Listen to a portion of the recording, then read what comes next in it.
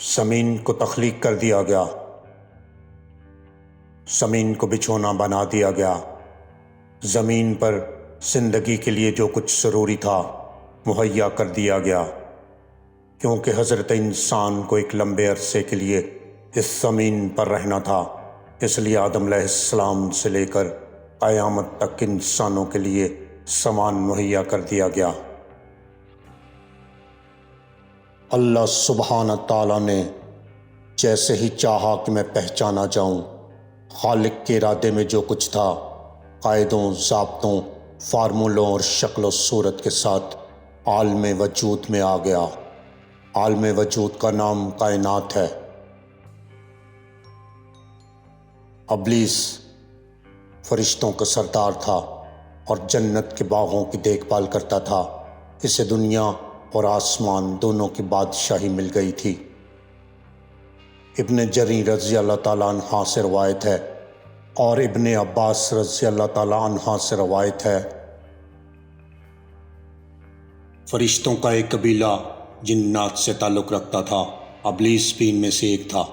اس قبیلے کے فرشتے آگ کے تپتے ہوئے شعلے سے پیدا ہوئے ہیں۔ یہ شعلہ شعلے کی طرح نظر نہیں آتا بلکہ صرف محسوس کیا جا سکتا ہے، اور ساری حرارت اسی میں ہے۔ اس قبیل کے علاوہ باقی تمام فرشتے نور سے پیدا کیے گئے تھے۔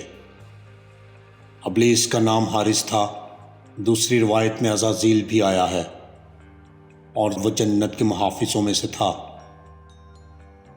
دوستو، جنات زمین پر لمبے عرصے سے آباد تھے، لیکن انہوں نے زمین پر فساد اور خون ریزی پھیلا رکھی تھی۔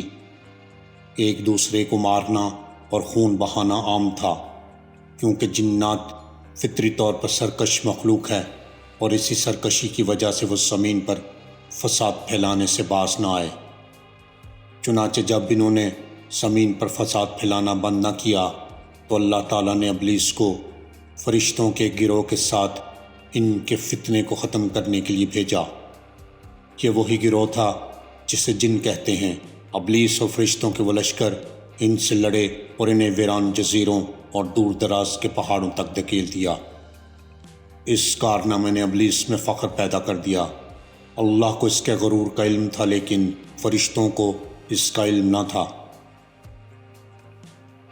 جب اللہ تعالیٰ نے فرشتوں کو آدم کو سجدہ کرنے کا حکم دیا تو سب نے آدم کو سجدہ کرنے کے لیے حکم کی تعمیل کی، لیکن ابلیس نے انکار کیا اور اللہ کی نافرمانی کی۔ اللہ تعالیٰ تمام راز جانتا ہے، اور ابلیس سے پوچھا کہ تجھے آدم کو سجدہ کرنے سے کس چیز نے روکا؟ اس نے جواب دیا، میں آدم سے بہتر ہوں، تو نے مجھے آگ سے پیدا کیا اور آدم کو مٹی سے پیدا کیا ہے۔ شیطان کا جواب مغرور اور جاہلانہ تھا۔ اس پر اللہ تعالیٰ غضبناک ہوا اور شیطان کو اپنی رحمت سے نکال کر اس کے گلے میں لعنت ڈال دی۔ توبہ استغفار کرنے کی بجائے شیطان نے کھلم کھلا اللہ تعالیٰ سے بغاوت کی اور اولاد آدم کو قیامت تک گمراہ کرنے کے لیے وقت مانگا۔ اللہ پاک کے علم و حکمت کا بھی یہی تقاضا تھا کہ اولاد آدم کا امتحان لیا جائے، چنانچہ اس کی درخواست قبول کر لی گئی۔ اسے لمبی عمر دی اور وہ چیزیں بھی جو آدم کو گمراہ کرنے کے لیے درکار تھیں۔ اللہ تعالیٰ قرآن پاک میں فرماتا ہے کہ اور جو ان میں سے یہ کہے کہ میں اللہ کے سوا کوئی معبود ہوں تو ہم اسے جہنم میں سزا دیں گے، ہم ظالموں کو اسی طرح سزا دیتے ہیں۔ حضرت قتادہ رحمۃ اللہ علیہ فرماتے ہیں کہ یہ آیت اللہ کے دشمن ابلیس کے بارے میں نازل ہوئی ہے۔ اللہ نے اس پر لعنت کی اور اسے اپنی رحمت سے دور کر دیا اور کہا کہ ہم اس کو جہنم کا عذاب دیں گے اور ہم ظالموں کو اسی طرح سزا دیتے ہیں۔ اللہ تعالیٰ قرآن پاک میں ایک اور مقام پر فرماتا ہے، اور یاد کرو جب ہم نے فرشتوں کو حکم دیا کہ آدم کو سجدہ کرو تو سب نے سجدہ کیا سوائے ابلیس کے، جس نے کفر کیا، تکبر کیا اور کافر ہو گیا۔ دوستو، اللہ کریم نے زمین و آسمان بنانے سے پہلے فرشتوں کو پیدا فرمایا، پھر جنات کو آگ کے شعلے سے پیدا کیا گیا، اور ان کے بعد انسان کو پیدا کیا گیا۔ سب سے پہلے انسانوں میں اللہ پاک نے حضرت آدم علیہ السلام کو پیدا کیا، حضرت آدم علیہ السلام پہلے خلیفہ اللہ بھی ہیں۔ پارہ نمبر 1 سورہ بقرہ آیت نمبر 30 میں ارشاد ہوتا ہے، اور یاد کرو جب تمہارے رب نے فرشتوں سے فرمایا میں زمین میں اپنا نائب بنانے والا ہوں۔ اس آیت کی تفسیر میں خلیفہ اسے کہتے ہیں جو احکامات جاری کرنے اور دیگر اختیارات میں اصل کا نائب ہوتا ہے۔ اگرچہ تمام انبیاء علیہ السلام اللہ پاک کے خلیفہ ہیں، لیکن یہاں خلیفہ سے حضرت آدم علیہ السلام مراد ہیں، اور فرشتوں کو آدم علیہ السلام کے خلافت کی خبر اس لیے دی گئی کہ وہ ان کا خلیفہ بنائے جانے کی حکمت معلوم کریں اور ان پر خلیفہ کی عظمت و شان ظاہر ہو کہ ان کی پیدائش سے پہلے ہی خلیفہ کا لقب عطا کر دیا گیا ہے اور آسمان والوں کی ان کی پیدائش کی خوشخبری دی گئی۔ دوستو، اللہ کریم اس سے پاک ہے کہ کسی سے مشورے کی ضرورت ہو۔ البتہ خلیفہ بنانے کی خبر فرشتوں کو ظاہری طور پر مشورے کے انداز میں دی گئی۔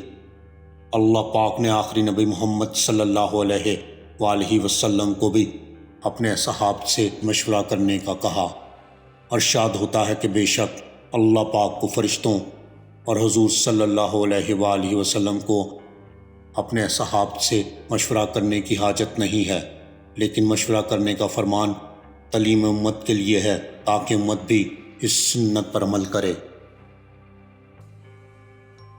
حضرت عبداللہ بن عباس رضی اللہ تعالیٰ عنہما سے روایت ہے کہ جب یہ آیت مبارکہ اور کاموں میں مشورہ لو نازل ہوئی تو نبی کریم صلی اللہ علیہ وآلہ وسلم نے ارشاد فرمایا، بے شک اللہ پاک اور اس کا رسول صلی اللہ علیہ وآلہ وسلم مشورے سے مستثنیٰ ہیں، بے پرواہ ہیں، لیکن اللہ پاک نے مشورہ کو میری امت کے لیے رحمت بنا دیا ہے۔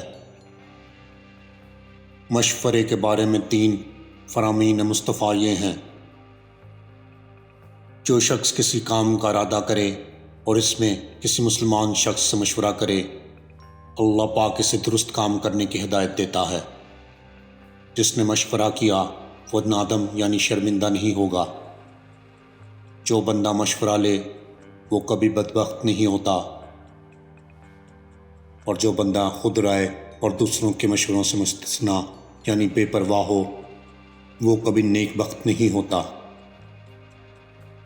دوستو، محمد عربی صلی اللہ علیہ وآلہ وسلم نے ارشاد فرمایا، اللہ پاک نے آدم علیہ السلام کو ایک مٹھی مٹی سے پیدا کیا جو تمام روح زمین سے لی گئی، لہٰذا اولاد آدم زمین کے اندازے پر آئی۔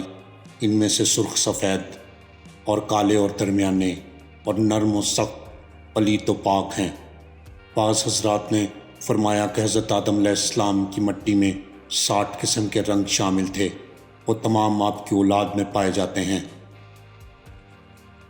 حضرت عبداللہ بن عباس رضی اللہ تعالیٰ عنہما نے ارشاد فرمایا، بے شک اللہ پاک نے آدم کو جمعے کے دن عصر کے بعد پیدا فرمایا اور آپ کو ظاہری زمین کی ایک مٹھی مٹی سے پیدا فرمایا، اس لیے آپ کو آدم کہتے ہیں، اور آپ کی اولاد کو آدمی یعنی آدم والا کہتے ہیں۔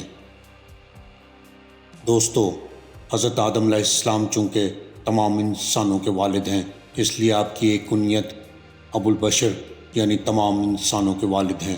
آپ علیہ السلام کی ایک کنیت ابو محمد بھی ہے، اور جنت میں یہ کنیت آپ کی ہوگی، جیسا کہ حدیث پاک میں ہے کہ جنت میں کسی کی کنیت نہیں ہوگی سوائے حضرت آدم علیہ السلام کی، اور آپ کی عزت و تکریم کے لیے جنت میں کنیت ابو محمد ہوگی۔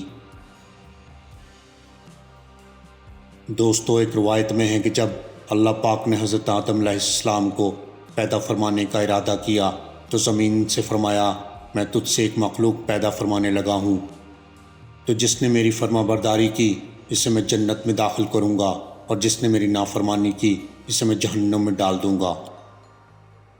تو زمین نے عرض کیا، اے میرے رب، کیا تو مجھ سے ایسی مخلوق کو پیدا فرمائے گا جو جہنم میں جائے گی؟ تو اللہ پاک نے ارشاد فرمایا، ہاں۔ اس پر زمین اس قدر روئی کہ چشمے جاری ہو گئے، اور یہ قیامت تک جاری رہیں گے۔ اللہ پاک کی بارگاہ میں زمین نے عرض کی، یا اللہ پاک، مجھ سے مٹی اٹھانے سے میری مٹی کم ہو گئی ہے، اللہ پاک نے ارشاد فرمایا، گھبراؤ مت، جب کوئی انسان تجھ میں واپس آئے گا تو پہلے سے زیادہ حسین اور خوشبو والا ہوگا۔ یہی وجہ ہے کہ مردے کو عطر و مشک سے خوشبودار کیا جاتا ہے۔